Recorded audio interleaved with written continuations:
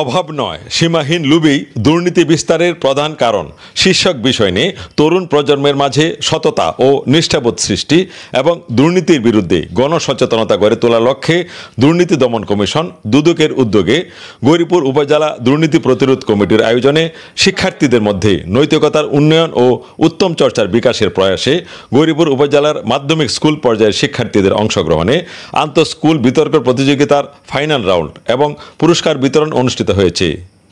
অনুষ্ঠানে প্রধান অতিথি হিসেবে উপস্থিত ছিলেন উপজেলা সহকারী কমিশনার ভূমি সুনন্দা সরকার প্রমা।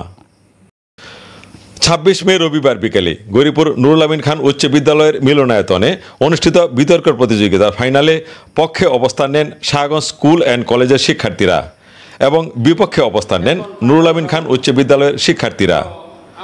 প্রতিযোগিতার বিষয়ের পক্ষে বিপক্ষে বিতর্কে বিতার্কিকরা যুক্তি খণ্ডন করে তুমুল প্রতিযোগিতায় বিচারকদের চুল ছাড়া বিচারে বিপক্ষ দল নুরুল আমিন খান উচ্চ বিদ্যালয়ে বিজয়ী হয় এবং শ্রেষ্ঠ বক্তা হন বিপক্ষ দল নুরুল আমিন খান উচ্চ বিদ্যালয়ের দলনেতা তাসপিয়া তাবাসসুম রিপচি।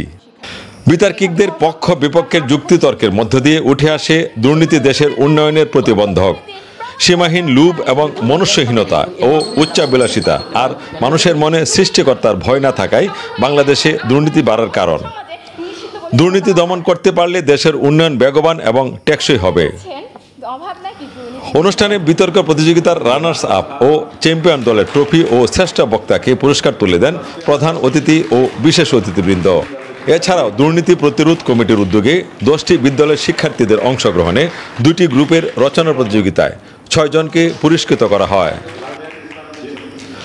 বিতর্ক প্রতিযোগিতায় মডারেটরের দায়িত্ব পালন করেন কবুলুন্নেসা বালিকা উচ্চ বিদ্যালয়ের সহকারী শিক্ষক সাজ্জাতুল ইসলাম।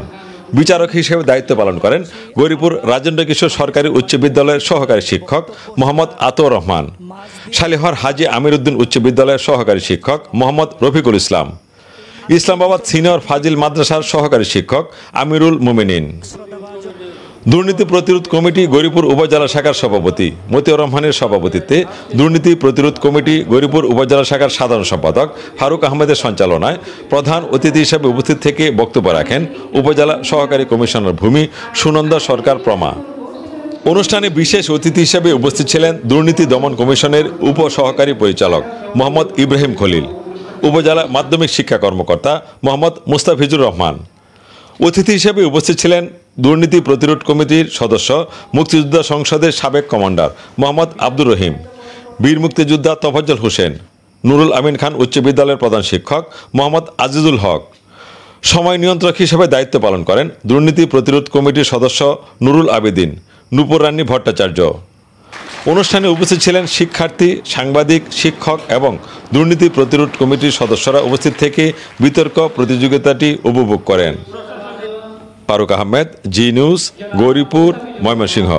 দুর্নীতি কি দরিদ্রতা করে?